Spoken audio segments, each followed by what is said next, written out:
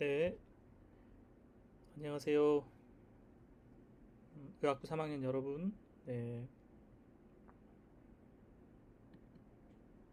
어, 지금 이 시간에는 면담의 기술에 대해서 말씀을 드리겠습니다. 이 면담 기술은 인터뷰 스킬이라고도 하지만 실제 환자 진료 영역에서는 페이션트 인카운터라고 얘기를 합니다.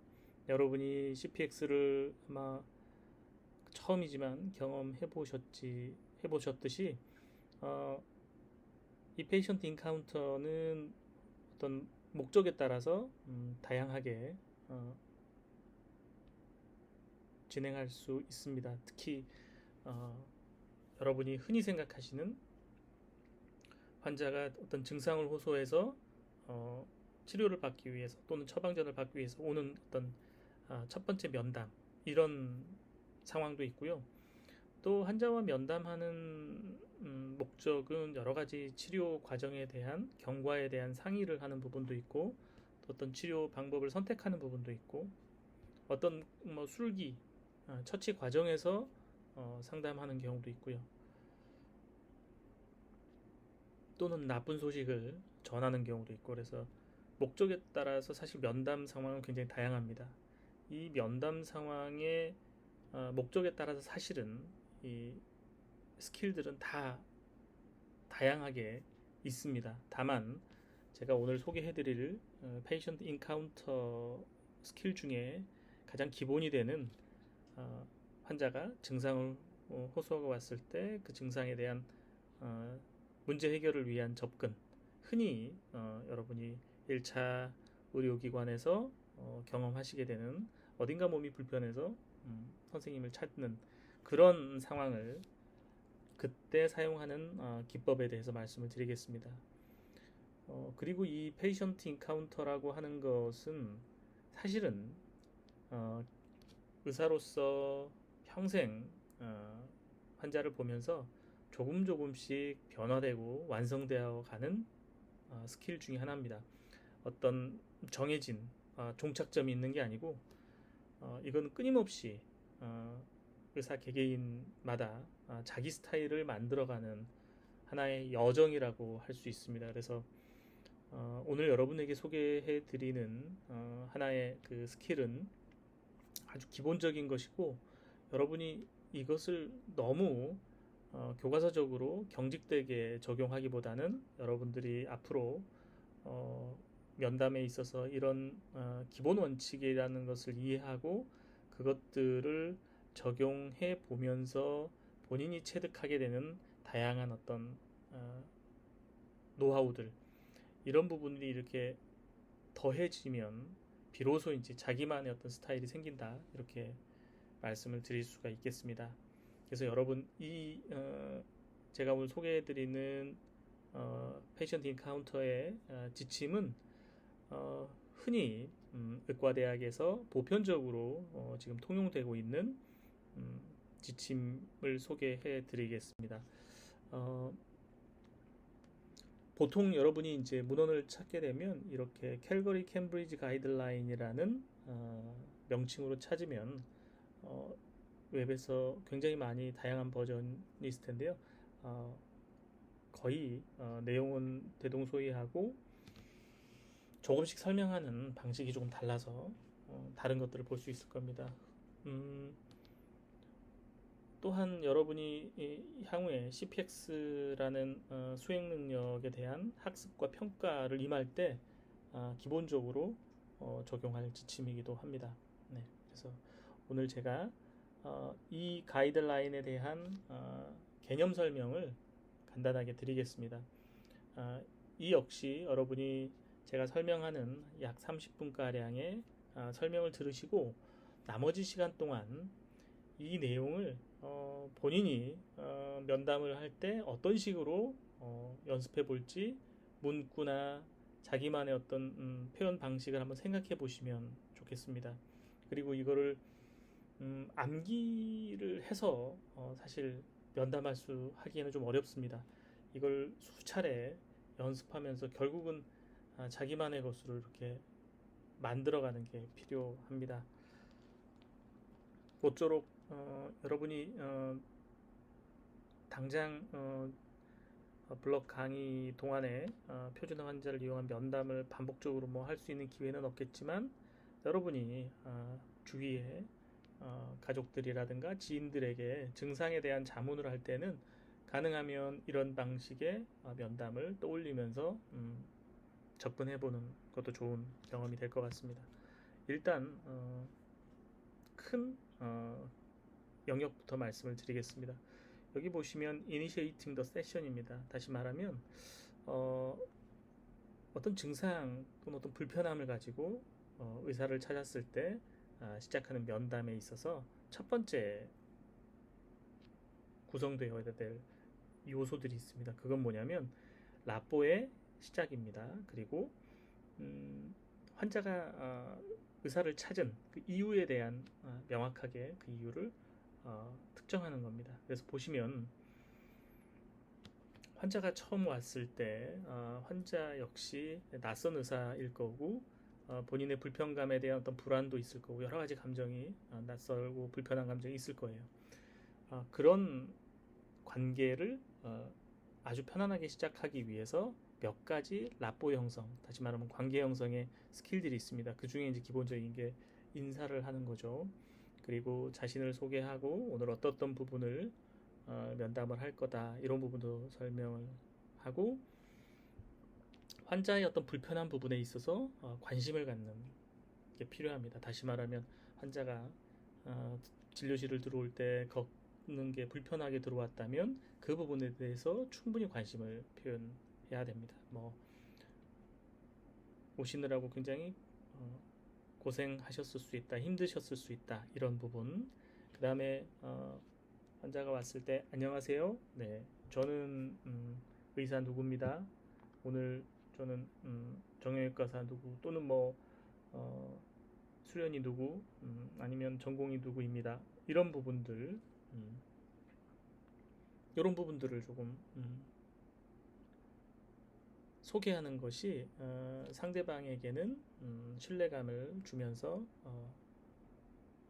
처음 시작하는 어떤 낯선 분위기를 부드럽게 할 수 있습니다. 다만 이런 부분들을 결국 적용하는 것은 하나의 non-verbal 스킬이 굉장히 중요합니다. 말씀을 드렸듯이 인사하고 소개하고 환자가 보이는 어떤 불편함에 대해서 관심 갖고 이런 부분이 필요하다고 말씀을 드렸는데, 이것을 굉장히 경직되게 적용하면 어떤 식이 되냐면 환자가 힘들게 들어왔는데 대뜸 환자 성함이 어떻게 되시죠? 전 누구입니다. 네. 또는 환자가 뭐 이렇게 불편하게 보이지도 않는데 뭐 오시느라고 고생하셨습니다, 이렇게 그 형식적으로 내뱉거나 이러면 전혀 이제 라포 형성이 안 되는 거죠. 따라서 실제로 환자가 처음 들어올 때 그 정황이나 맥락을 충분히 보고 환자에게 관심을 갖고 환자에게 초점 맞추는 그런 스몰톡이 필요하다는 거죠. 그래서 조금 안타까운 점은 이 스몰 토킹이 처음에 시작하는 부분을 너무 경직되게 적용해서 많은 학생들이 환자가 오자마자 오시느라고 고생하셨습니다, 이렇게 영혼 없는 말을 던지는 경우가 있어요. 그러면 사실 환자분이 뭐 다른 문제, 통증이나 이런 게 아니고 또 뭐 기능적인 문제 이런 걸로 뭐 설사를 한다든가 아니면은 뭐 어깨가 좀 불편하다든가 이런 걸로 왔는데 오시느라고 불편하셨겠습니다, 힘드셨겠습니다, 이렇게 형식적인 말을 던지면 굉장히 어색해지죠. 그래서 제가 이 개념을 설명하면서도 제일 중요한 건 이런 개념들이 넌버발, 비언어적인 요소와 실제 환자의 상황과 들어맞아야지 제 기능을 할 수 있다, 이런 말씀을 다시 한번 드립니다. 일단은 그래서 처음 들어오는 진료실에 들어오는 환자에게 인사와 자기소개, 그리고 환자의 어떤 지금 현실의 어떤 불편해하는 모습에 관심을 기울이는 그런 부분 멘트들이 이니셜 라포 형성에 굉장히 도움이 된다. 두 번째 보시면 이제 구체적으로 병원에 왜 왔는지를 묻는 겁니다. 그래서 이 부분에 있어서 중요한 건 이 오프닝 퀘스천이라고 하는 것은 개방형 질문이거든요.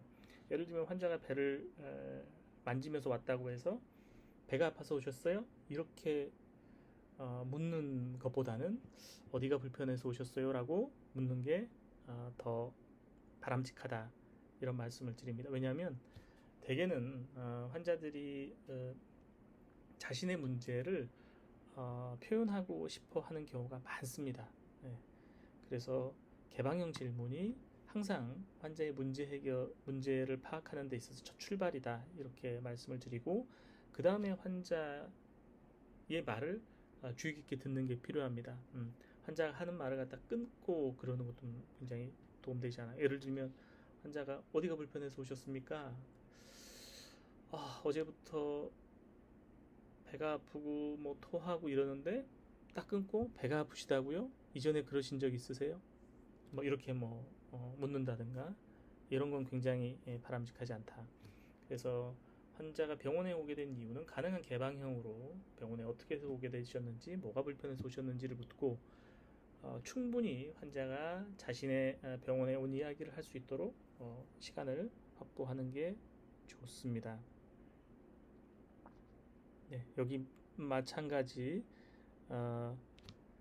환자가 불편해하는 문제에 대해서 충분히 듣고 그 프로블럼을 리스트업하는 게 굉장히 중요하다. 환자가 배도 아프고 토하기도 하고, 그 다음에 최근에 머리도 아프고 뭐 열도 나고, 여러분 뭐 감기 몸살일 경우에, 그리고 설사도 조금 설사가 동반된 감기 몸살일 경우, 이런 증상을 한꺼번에 이렇게 쏟아낼 수 있습니다. 그럴 때는 환자가 충분히 얘기한 후에 그걸 듣고 배도 아프고 설사도 있고 열도 나고 머리도 아프다, 이런 환자가 이야기한 불편감을 충분히 잘 리스트업하는 게 필요하고, 결과적으로는 그 부분들 중에서 오늘 진료를 통해서 어떤 부분을 가장 먼저 해결할지, 이게 이제 의제 협상이라는 부분입니다. 이 아젠다를 네고시에이션 하는 건데, 이 부분도 충분히 면담에서 초반에 이루어져야 될 부분입니다. 예를 들면 가끔씩 모든 환자한테 통하는 건 아닙니다. 이제 만성 질환을 갖는 경우에 환자들이 이렇게 얘기하는 경우가 있어요. 병원에 어떻게 오셨나요? 그러면 제가 원래 소화도 좀 잘 안 되고, 그래서 뭐 이것저것 뭐 약도 먹고 그러는데 별로 좋아지지 않아서 최근에 뭘 먹었다.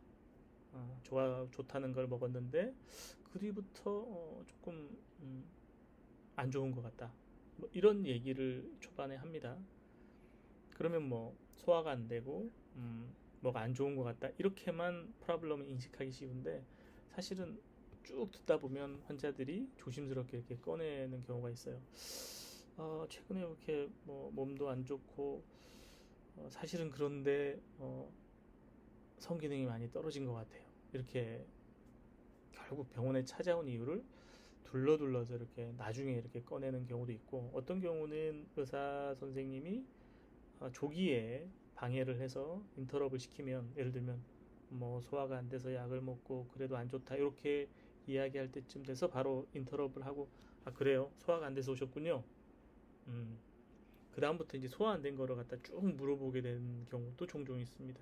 그러면 이제 환자는 실제로 내가 병원에 찾아온 이유에 대해서 충분히 말하지 못한 경우도 있고, 또는 뭐 제가 당뇨도 있고 그 다음에 혈압도 있고 최근에 뭐 허리도 안 좋고, 이렇게 뭐 여러 군데 문제를 얘기하는 경우에 환자한테 뭐 한 번의 진료로 뭐 혈압이나 당뇨, 허리 아픈 걸 다 진료할 수는 없잖아요. 그래서 이제 그런 경우에는 그런 문제들을 리스트를 하되, 그러면 오늘 면담을 통해서 가장 먼저 해결하고자 하는 부분이 어떤 건지, 이런 부분들에 대해서도 접근하는 것이 바로 이 영역에 포함됩니다. 다만 이런 부분들이 모든 환자한테 적용되는 건 아닙니다. 예를 들면 응급 환자 같은 경우는 당장 배가 아파서 왔는데 배가 아픈 거 말고 뭐 다른 또 불편한 게 있냐고 자꾸 묻는 건 별로 도움이 안 되겠죠. 그래서 이런 부분은 아까 말씀드린 것처럼 여러 상황을 경험하면서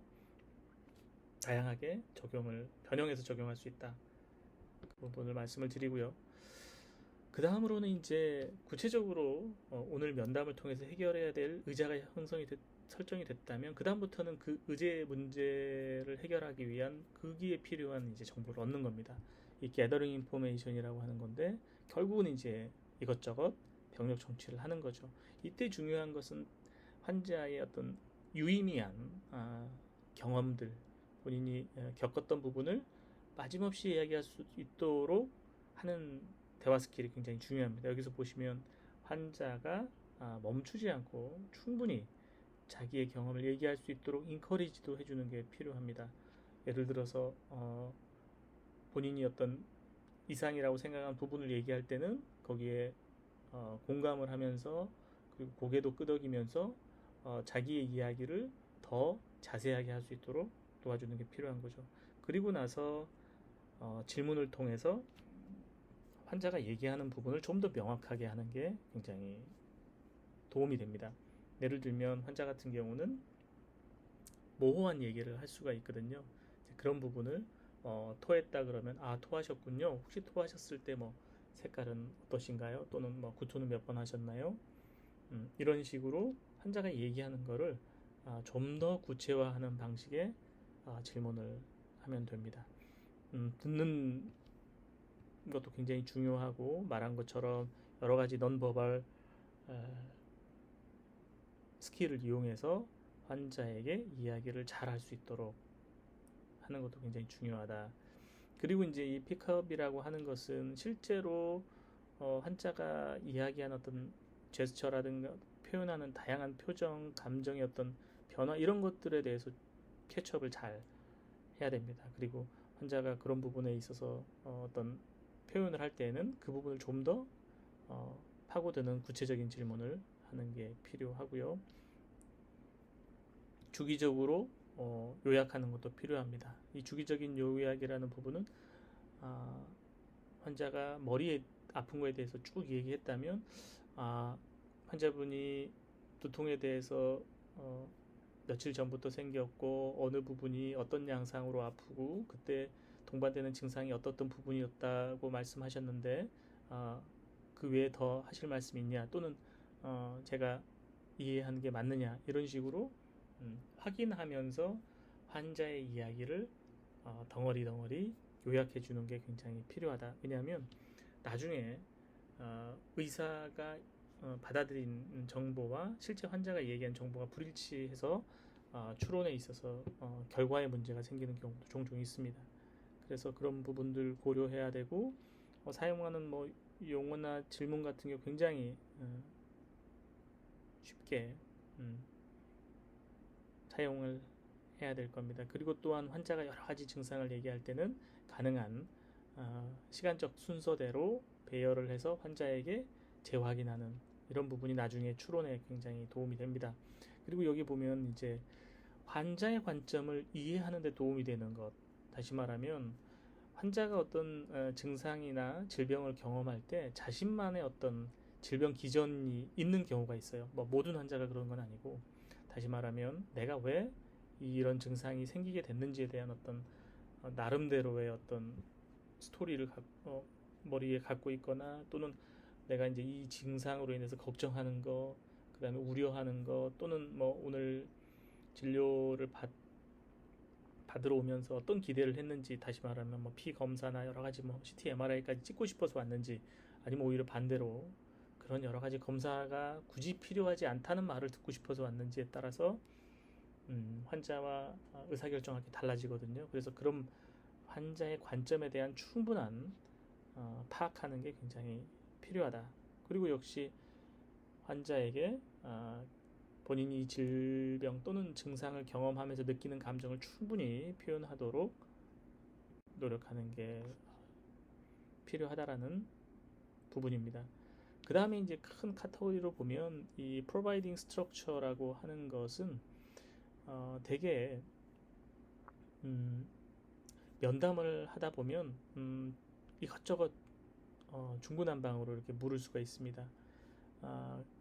그런 면담보다는 구조화된 면담이 훨씬 환자도 자신의 경험한 어떤 증상에 대한 정보를 정확하게 주는데 도움이 됩니다. 예를 들면 배가 아파서 오신 분한테 윗배가 아프신데 그 배 아픈 것과 관련한 소화기 증상에 대해서 제가 여쭤보겠다. 그래서 구토하거나 설사하거나 뭐 이런 부분, 속쓰림이 있거나 이런 부분도 이제 물어보고 나면 이 복통이 비뇨기계와 관련해서도 증상이 나타날 수 있기 때문에 다음으로는 제가 비뇨기계 관련해서 여쭤보겠다. 또는 그 다음으로는 뭐 배변이라든가 배뇨와 관련해서 묻겠다. 이런 식으로 묻고자 하는 또는 얻고자 하는 정보를 관련성 있게 체계적으로 이렇게 이제 묻는 것이 굉장히 중요합니다.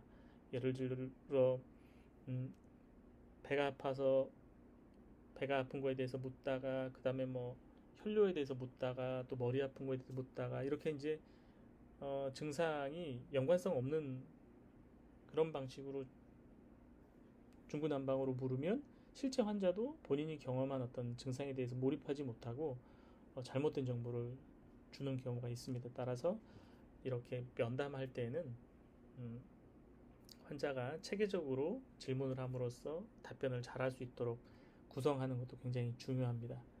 그 다음에 이제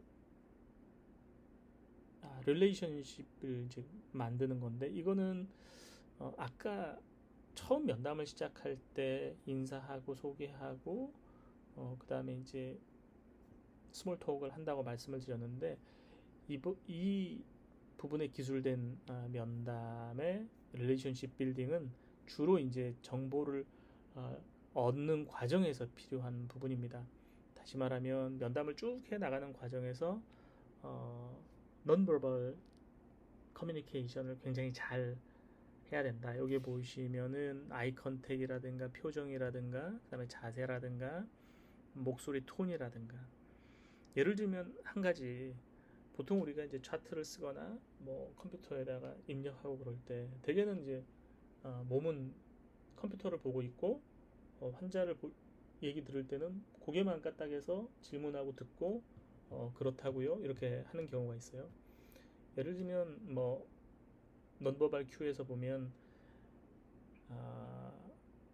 상대방의 마음이 향하는 곳은 가슴이 바라보는 곳이다. 그리고 이제 머리가 바라보는 곳이 아니다. 이런 말이 있듯이 가슴은 컴퓨터를 향해 있고 머리만 이렇게 왔다 갔다 하는 거는 굉장히 환자가 납보 형성하는데 도움이 안 될 겁니다. 그래서 그것뿐만 아니라 환자가 어떤 어려운 얘기를 할 때에는 그 어려움이라는 거를 표정과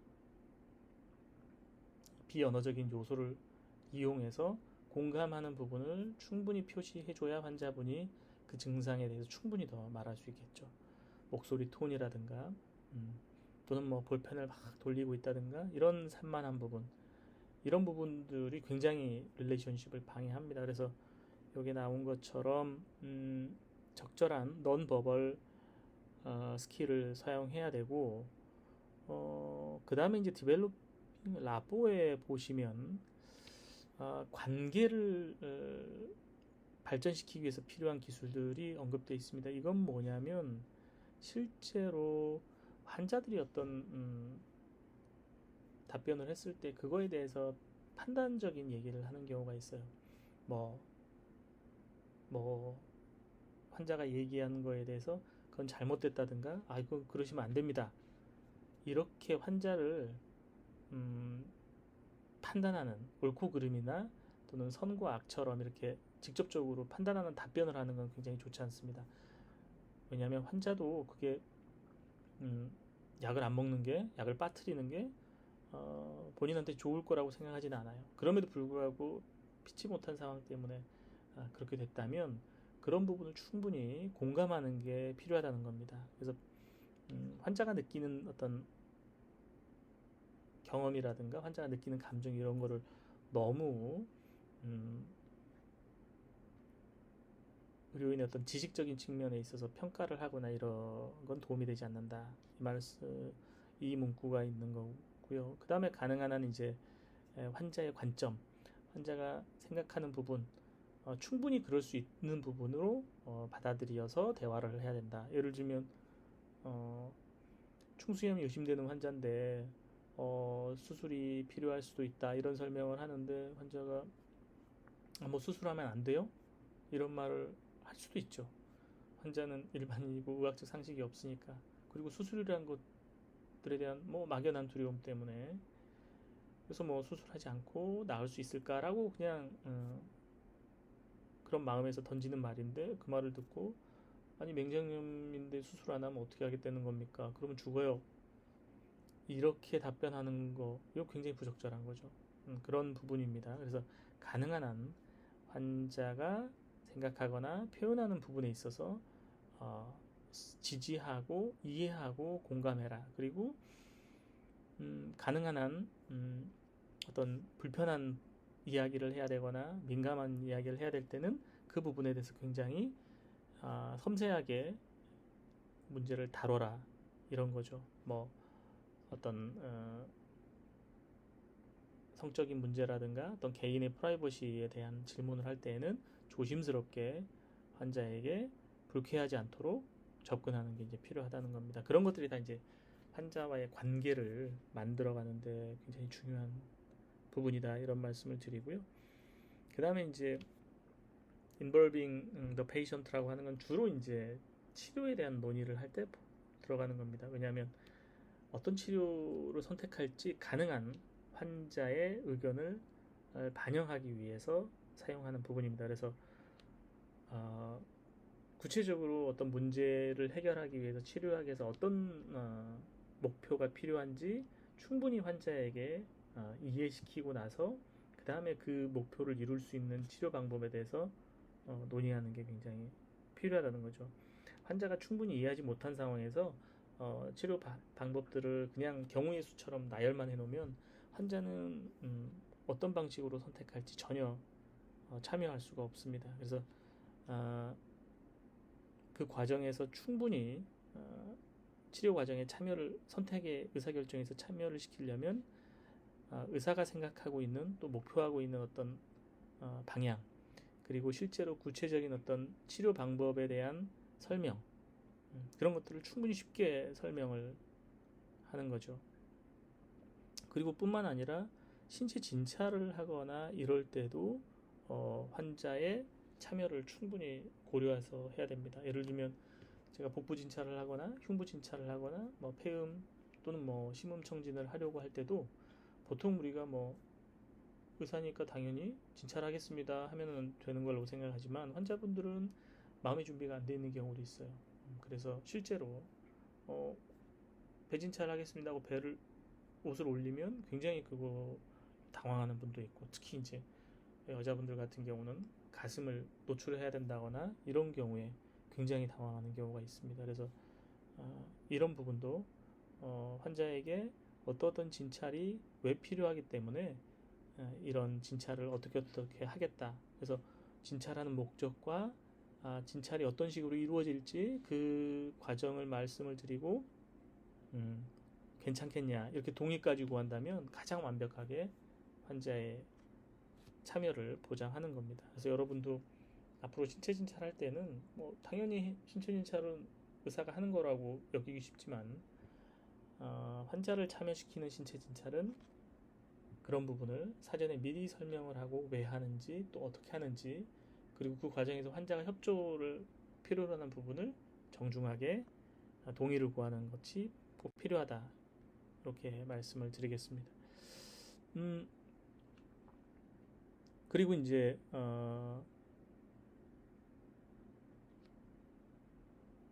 어떤 병력이나 신체 진찰이 마치고 나서 환자가 어떤 병이 의심되거나 그래서 어떤 검사 과정이 필요할지 이런 부분을 이제 설명하는 단계가 있습니다. 이때 이제 사용할 수 있는 것들이 바로 이 기술이 되겠습니다.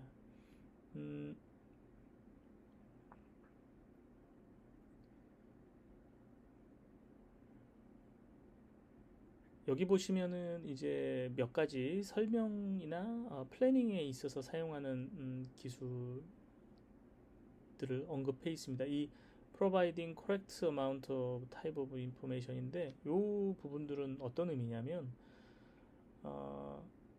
특히 이제 설명을 조금 많이 해야 되는 게 있어요. 치료 과정에 대해서 약을 어떻게 먹고 어떤 스케줄대로 주사를 또 맞고 이런 부분들 설명을 잘 해야 되는 경우가 있죠. 이럴 때 사실은 여러분들도 경험을 조금 해보시면 알겠지만 한꺼번에 뭐 주사, 약 어떻게 먹어야 되는지 아침 식전에 먹을 약은 이거고 그 다음에 식후에 먹어야 될 약은 이거고 그 약 중에서 뭐 아침 저녁만 먹을 때가 있고 아침 점심 저녁 세 끼 먹는 약도 있고 또는 자기 전에 취침 전에 먹는 약도 있고 굉장히 많죠. 또는 뭐 인슐린을 자가 주사를 해야 된다거나 이럴 때 어느 부위에 어떻게 놓고 이런 부분을 한번 그냥 쭉 설명하고 끝나면 환자가 기억할 수 있을 거라고 생각하는 무리죠. 그래서 여기에 보면은 환자가 잘 이해할 수 있게, 다시 말하면 듣는 사람이 의사 입장에서 굉장히 전문적인 어떤 지식을 전달할 때 그 부분을 충분히 이해할 수 있도록 할 수 있는 스킬이 있어요. 예를 들어서 청크라고 하는 것은 단위로 좀 묶어서 비슷한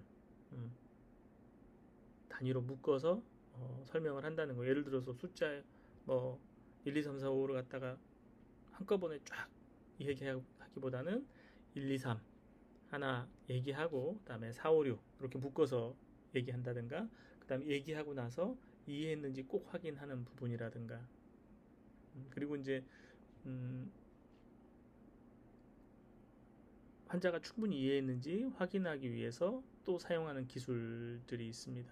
뭐 여러 가지 설명을 다른 방식으로 한다든가 환자한테 한번 설명해서 되물어서 그 부분을 이해하지 못하고 있다면 다른 방식으로 설명한다든가 그림을 이용한다든가 또는 뭐 카운트 이용해서 앞으로 세 가지만 딱 주의하시면 돼요. 그리고 그 세 가지는 1번이 뭐고 2번이 뭐고 3번이 뭐고 이런 식으로 이렇게 주의를 환기시켜서 기억할 수 있게 하는 여러 가지 방법들, 여기에 나와 있는 방법들을 한번 실제로 한번 사용한다고 생각을 해보시면 다양한 방식으로 할 수 있습니다. 그리고 이제 제일 중요한 거는 결국 어떤 방식으로 설명을 하든 환자가 정말 내 말을 잘 이해했는지 리체크하는 게 제일 중요합니다. 어떻게 이해하고 있는지 약을 어떻게 먹으라고 제가 말씀드렸죠? 한번 말씀해 보시겠어요? 또는 아침 식전에 먹는 약이 어떤 거라고요? 네, 이런 식으로 네, 설명하는 게 이제 필요하다는 거고 그 다음에 이제 여러 가지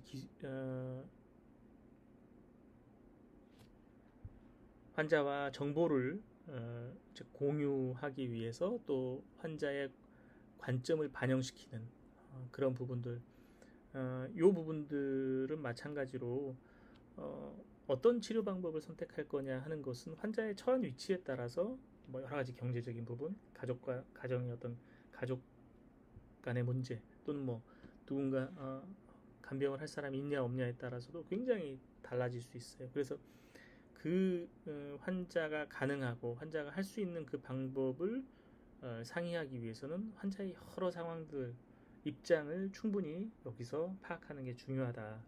이런 부분들입니다. 그리고 환자에게 치료 과정에서 환자의 역할이 굉장히 중요하다. 다시 말하면 이 치료를 하는 데 있어서 내가 일방적으로 치료 방법을 전달하는 게 아니고 이 치료는 환자와 의사가 함께하는 그런 협업해야 된다. 그러니까 치료 과정에 있어서 환자는 일방적 수혜자가 아니고 환자 역시 참여하는 사람이다. 그러니까 당신의 역할이 굉장히 중요하다.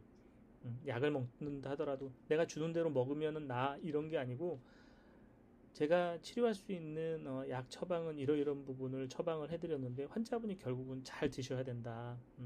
이게 환자분을 낫게 하는 거다 해서 환자로 하여금 그런 자기 효능감을 충분히 주게 하는 것 자체가 굉장히 의미 있는 부분이라는 거죠.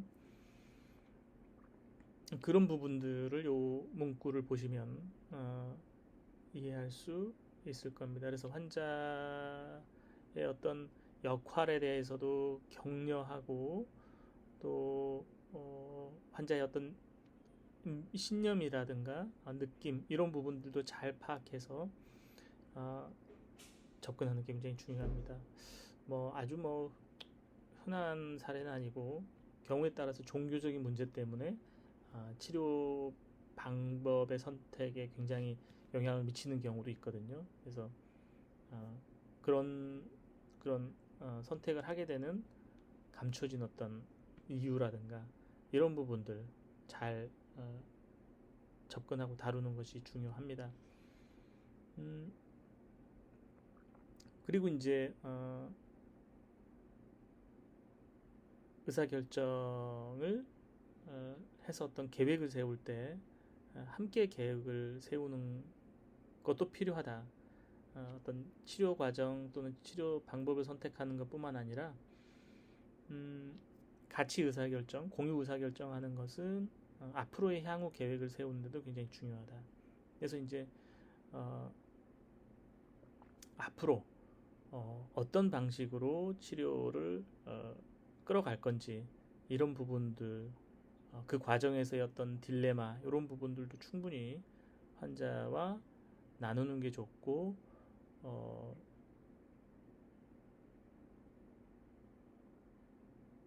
일방적인 어떤 지시보다는 환자에게 권유를 하는 그런 방식으로 예를 들어서 이제 뭐 흔히 우리가 저기 할 수 있습니다. 뭐 금연을 해야 되는데 담배 안 끊으면 당신 죽는다. 뭐 이런 식으로 일방적으로 얘기를 하기보다는 담배를 끊어야 된다면 그 담배를 끊기 위해서 앞으로 준비해야 될 게 뭐고 그래서 환자분이 그런 부분들 준비해야 되고 혹시라도 담배를 끊는 과정에서 참지 못한 어떤 유혹이 되는 여러 상황들이 있을 수 있죠. 이런 상황에서 과연 그거를 참 잘 견디기 위해서 어떤 대안들이 있을 것인가 이런 부분들에 대해서도 이제 설명을 조금 해야 되고 앞으로 치료 과정에 있어서 어떤 또뭐 위기 상황이 올 수 있는가 이런 부분도 같이 공유를 해야 됩니다.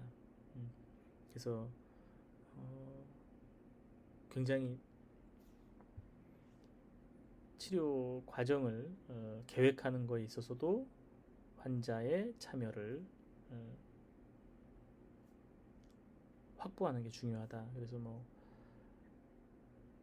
환자에게도 환자도 이렇게 수용할 수 있는 그런 방법들 되게 이제 상담 사례에서 많이 적용이 되거나 어떤 어려운 치료 과정에 어떤 접근에 있어서 많이 사용할 수 있겠죠. 그래서 이런 기술들이 많이 사용되어집니다. 그래서 앞서 말씀드렸듯이 이런 모든 면담에서 이 모든 지금 항목 뭐 지금까지 50몇 개 항목인데 다 쓰느냐면 그건 아닙니다. 이게 이제 필요한 때가 있고 필요하지 않는 면담이 있습니다. 다만 지금 기본적으로 면담에 쓸 수 있는 어떤 전략과 기술들을 다 지금 언급해 놓은 거니까 이런 부분들을 면담의 성격에 따라서 우리가 적용할 수 있다는 걸 다시 한번 말씀드리고요. 마지막 이제 면담을 끝날 때는 오늘 이렇게 면담을 해서 이런 치료를 할 거고 다음에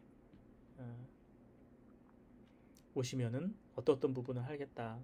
당뇨 환자라면 이 약을 잘 드시고 주사를 잘 맞게 되시면 다음에 와서 혈당을 체크해 볼 거고 그 혈당이 잘 조절이 된다면 환자분이 잘 관리될 수 있다라고 얘기를 하는 거죠. 그리고 또 이 세이프티 네트라는 거는 이제 안전망을 말해주는 건데요. 항상 이제 치료 과정이 뭐 예상대로 진행되지 않을 수 있죠. 집에 가서 약 먹고 뭐 하는데 갑자기 통증이 있거나 토하거나 약을 먹었는데 다시 토하고 뭐 이럴 수 있을 겁니다. 그래서 이제 그랬을 때 어떻게 대처를 하는 게 좋다. 뭐 이런 부분까지도 말을 해두는 게 좋죠. 만약에 이제 객혈, 기침할 때 피가 나와서 오늘 검사하고 약 받고 피를 좀 멈추게 하는 지혈제 약도 받고 했는데 혹시 집에 갔었을 때 또 피가 나올 수 있죠. 그런 경험을 하면 다시 피가 난다면 이러이런 조치를 취하고 그래도 멈추지 않는다면 바로 응급실로 오셔야 된다. 뭐 이런, 그러니까 환자에게 갑작스럽게 돌발 상황이 생겼을 때 어떻게 조치하라는 부분까지 고려해서 이야기를 해줄 수 있다면 굉장히 완벽한 면담이 될 겁니다. 그리고 이제 뭐 마무리하는 말로 끝날 수 있겠죠. 이 50몇 가지 이 부분을 한번 선생님들께서 제가 쭉 설명을 드렸는데 아마 면담 과정에서 이 56개의 스킬을 구체적으로 다 쓰기는 지금은 어려우실 거예요. 하지만 한 번을 쭉 읽어보시고 개념을 좀 이해하려고 노력을 해보시되 나중에 이제 여러분이 면담 경험을 하시게 되면 구체적으로 이런 연습들을 하시게 될 겁니다. 요번에는 바로 기본적인 면담의 구성이 이렇게 돼 있고 릴레이션십을 만들기 위해 그리고 디벨로핑 하기 위해서 어떤 부분을 쓰는지, 그리고 이제 의사결정을 할 때 치료라든가 아니면 앞으로의 진행 과정에 있어서 환자를 참여시키기 위해서 어떤 스킬을 쓰는가, 이런 부분들에 대해서는 이러이런 부분의 스킬을 쓸 수가 있겠구나 라는 걸 좀 기억해 두시면 그리고 이제 나중에 또 잊어버리시더라도 한번 조금 기억해 두시는 게 나중에 항연 올라가서 면담하실 때는 많은 도움이 되실 겁니다. 네, 일단 오늘 제가 말씀드릴 부분은 이렇게 마치겠습니다.